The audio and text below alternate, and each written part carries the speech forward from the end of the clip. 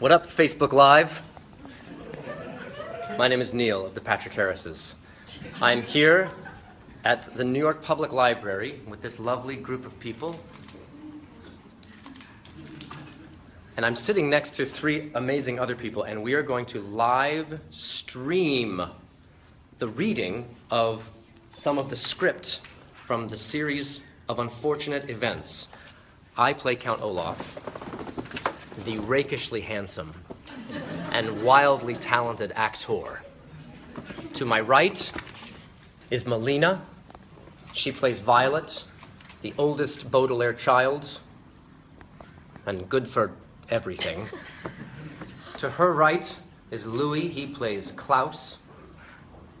He's always reading things, remembering things, very smart. They're both incredibly cute and charming, and I hate them. We love you too. To my left, Daniel Handler. Hello. Never heard of him. I don't know what I'm doing here. Has written the entire book series of Unfortunate Events, all 13 of them. I'm exhausted. And he's using the pen name Lemony Snicket, spoiler alert. You've spoiled it. And so we will now read a bit of a scene. We're going to read episode 1 from The Bad Beginning. This is a scene from the Netflix series, a series of unfortunate events, which will air on Friday the 13th of January. A fantastic day in Olaf speak. And we'll start soon. It airs on Netflix. I'm going to set this in here. This. Are you ready? Do you need to do warm-ups or anything? The lips, the teeth, the tip of the tongue. The lips, the teeth, the tip of... No, I don't. Count Olaf slams the door behind him. There's a moment of silence. Count Olaf is striking some sort of pose. Well, children, before I give you a tour of your new home, aren't you going to say, how do you do to your new guardian? They look at him. Oh, he's terrible. How do you do, Count Olaf? Count Olaf leans in close. Oh, his breath is terrible too. How do I do? Better and better, Baudelaire's. Better and better. Count Olaf. Mr. Snicket is standing in the doorway, but of course no one can see him. Count Olaf, Count Olaf, Count Olaf. A villain so terrible that I cannot bear to say his name out loud more than 3 times in a row. The dreadful villainy of this vile fiend has haunted me since I first met him as a young man. Every night when I continue my work on the Baudelaire case, I find myself weeping, thinking of his utter wickedness and severe lack of theatrical talent. Count Olaf unrolls a long scroll of parchment from his pocket. Do you know what this is? It looks like a list. Wrong! It's a list. A list of chores. Rich children like you are probably spoiled rotten and have never done chores in your life. Actually, we often helped around the house. Oh, really? Do you really know you help around the house? That's cute. Well, this is your lucky life. Come with me and I'll show you the delightful features of your new home. The tour begins. At each stop, Count Olaf is hoping the children will become terrified and upset. Their deadpan stoicism keeps disappointing him. Count Olaf leads them into the kitchen, which is a mess. This is the kitchen, where you may help yourselves to meals. I expect you to keep everything gleamingly clean. Gleamingly? Clean. The stove is like a servant. You have to hit it a little bit to get it to work.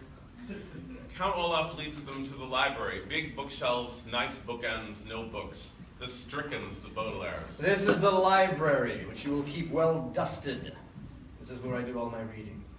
He takes them to the dining room where there's a long wooden table, last wiped around the time of the Last Supper. This is the dining room, where I will host dinner parties while telling everyone you are the help. Looks like the wedding party will not get the security deposit back. This is the ballroom. I don't use the ballroom at all. You'll have to redo the floors. He takes them to the spare room. Spare room needs painting. He leads the Baudelaires into a disheveled laundry room. Laundry room. You can hang my socks on that rack after you repair it. He leads the Baudelaires out into a scraggly yard. This is the backyard, which needs weeding, mowing, and pruning. It is also where you will chop firewood. Count Olaf crowds the children into a cramped and dirty bathroom. Bathroom number 7. The only one you are allowed to use. It has all the usual amenities, although the management regrets to inform you that the shampoo is not tear-free. If anything, it encourages tears. A rat runs by. You'll have to share it with him. Count Olaf swings open a door to a small, filthy bedroom with little more than one tiny bed, one window with very ugly curtains, and a pile of rocks. This is where you will sleep, orphans. Out of all of the numerous bedrooms in this enormous mansion, I chose this one for your safety and comfort. There's only one bed.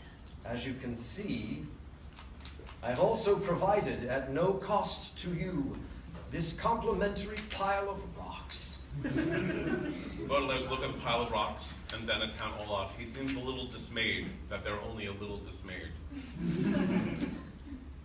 Thoughts? Thoughts. First First of all, of all, first impressions are often wrong. Very true. For example, your first impression of me may be that I am a terrible person, but in time, Baudelaires, I hope you'll realize. He leans in close to the Baudelaires, staring at them with his shiny, shiny eyes. You haven't the faintest idea. At this, the Baudelaires finally give him the fearful reaction he wanted. He smiles triumphantly. I'll give you a moment to unpack. He leaves with a flourish, slamming the door. The Baudelaires, of course, have nothing to unpack. Sonny whimpers. It's okay, Sonny. He's gone. he's horrible. Did you see the tattoo on his ankle? Tattoo is just a decorative pigment on skin. It's not a sign of a wicked person. Unless it's on a wicked person. And suddenly their stoicism drops for the first time since that day at the beach. They're alone and scared. How could our parents put us here? It's a mistake. It'll get sorted out. Until then, we'll make this our home. Mother used to say home is where you hang your hat. But we don't have any hats, just rocks. Have you read any books about people who make homes in difficult places? Klaus considers. There was a village in the Pacific Islands suspended on ropes above an active volcano. How do they manage? They own very little in case it erupts. Then we're already one step ahead. We own nothing. They share a smile and attempt to be brave. They can survive that. We can survive Count Olaf. Violet was right about one thing. First impressions are often entirely wrong. The first time you try gorgonzola cheese, you may find it too strong and not to your liking. But when you are older and your palate more sophisticated, you may want to eat nothing but gorgonzola cheese. Your initial opinion about anything can change over time. There's a knock on the bedroom door. The Baudelaires go to open it. But as the day went on, I'm sorry to say that the Baudelaires' first impressions of Count Olaf, that he was a horrible person and his house a depressing pigsty. In the doorway, Count Olaf grins cruelly as he tosses them mops and pails. Showtime. We're absolutely correct. That's the end.